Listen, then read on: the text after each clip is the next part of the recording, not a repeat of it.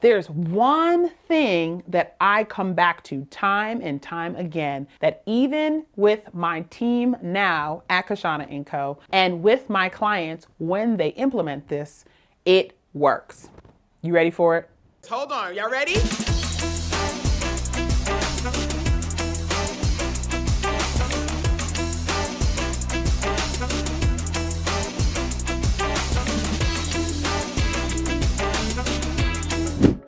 What's up, y'all? It's your girl Kishshana, and I am back for another quick shot of vitamin K. Okay, so y'all, I got this question the other day in my inbox. First of all, I love that y'all just send me all types of awesome questions so that I don't have to come up with this stuff on my own. But this is the question that I got the other day. Kishshana, we have been home since Jesus was in the manger, and I need to figure out how to keep my team motivated because we are going to be working virtually for the foreseeable future. Help.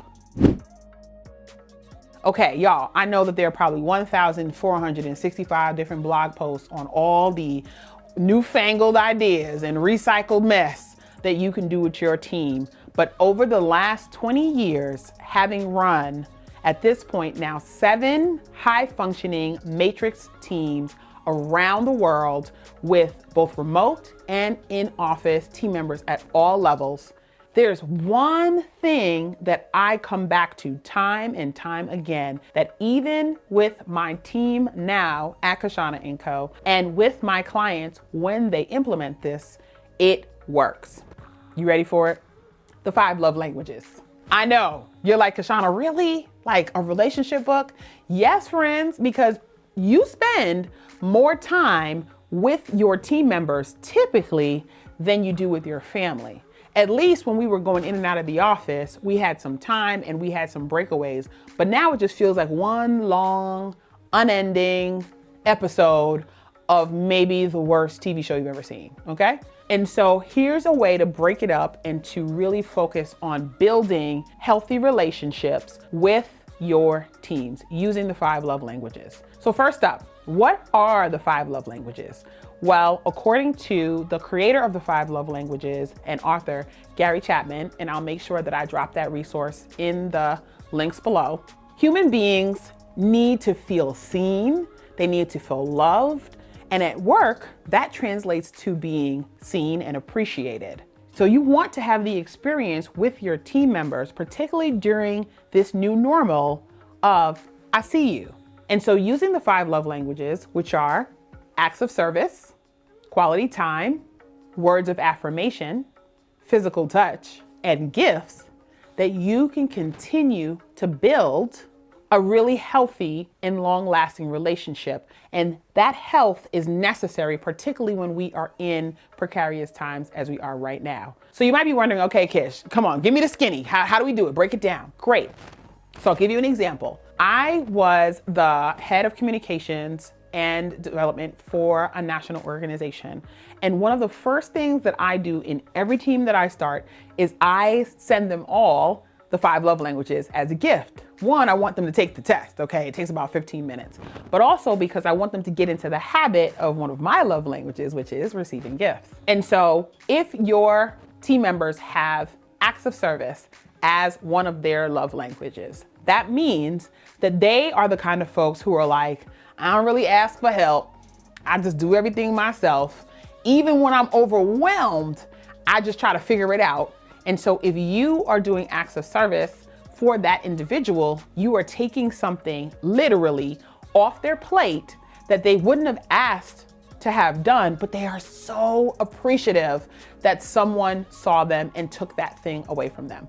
So in real time, if you're working on a project right now and you have that teammate or two who's the one that you can always rely on, they're the ones you can turn to in the clutch, but their whole task list is juggling just like this. You know, like when you go to the library with too many books. The best thing that you can do for that team member is take one thing, maybe the thing that they really don't want to do, but they aren't going to say no because they are reliable, and take that off their plate and get it done for them. They didn't even ask you for it. Just handle it and say, I knew you weren't going to be able to get to it today. I just wanted to make your day easier, and you handle it.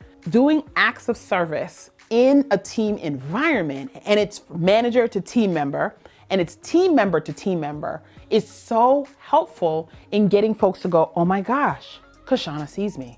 Now, if you have a team member and their love language is words of affirmation, that means that team member needs to hear that they're doing a good job, that you've got their back, that you see what they're up to. And so what that looks like in real time is public acknowledgement on a job well done, encouragement, verbal encouragement, email encouragement. Now, if you're kicking it old school, putting a note in the mail on how good of a job they're doing, wishing them luck, telling them you believe in them, telling them that you are rooting for them, telling them to keep up the good work. Each of those things is an indication to that particular team member that you are seeing them for who they are. If you have a team member and quality time is their love language, now y'all, most of us are at the house, and so that's a little tough. So what that could look like in real time is maybe y'all have your check-ins and you watch something together, or you read something together, or you analyze and you dig into something together.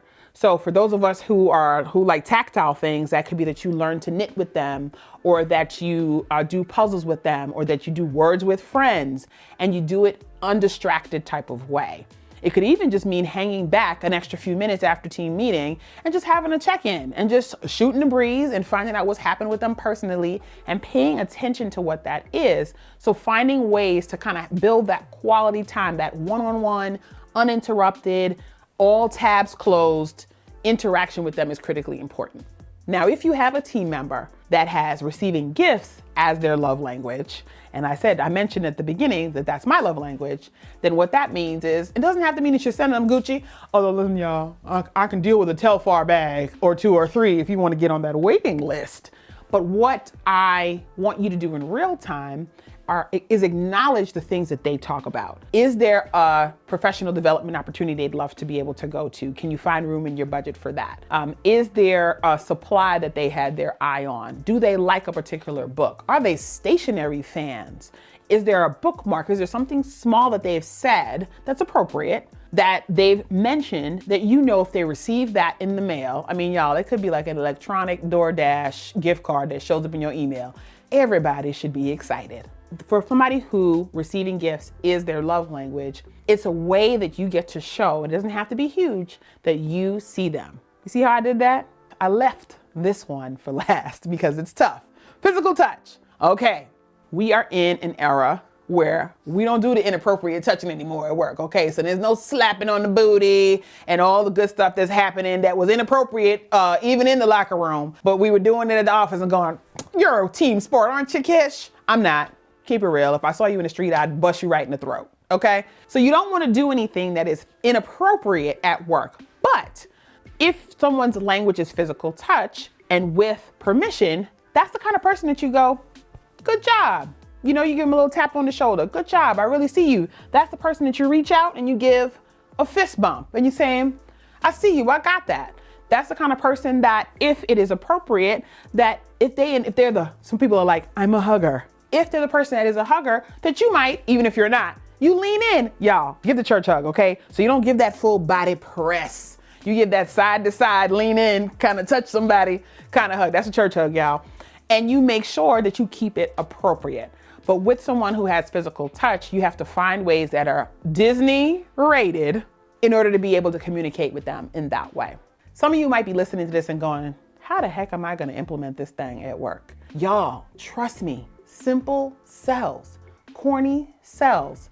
The bottom line is, whether we are at work or we're at home, we are all craving connection. That's why being at home, and particularly during the pandemic, was so tough for so many people. Because even if we didn't like our coworkers, we like to be out and we like to be around folks. And some of us actually really like our teams. And so this is an opportunity for you to use a foundational relationship theory of action to be able to have long-lasting, committed relationships on your team. So much so that even after your team members move on up or move on out from your team, you would have built such a bond that even if you were just professional colleagues and you hadn't crossed over until you gonna come over to my house for dinner, because some of us don't ever make it, okay? Some people just can't come to my house. That there will be a level of warmth, a level of connection, a level of community, of loyalty, and a fidelity to the work and to the person and to the manager you are. Because y'all, people don't leave jobs, they leave people, okay? And so if you are a leader, a manager in a seat managing people, use this as an opportunity to continue to build relationships. And if you are on team, use this as an opportunity to continue to build relationships with your peers. Because some of y'all are gonna get promoted and be managing the people you used to sit next to. All right, y'all, that's all I got for now. I got to get on out of here. So I hope this helps. And if it did, I want you to like this. I want you to share it. And I want you to subscribe so that you can get every nugget and every vitamin capsule I send your way on the next episode of A Shot of Vitamin K. I'll be seeing y'all real soon.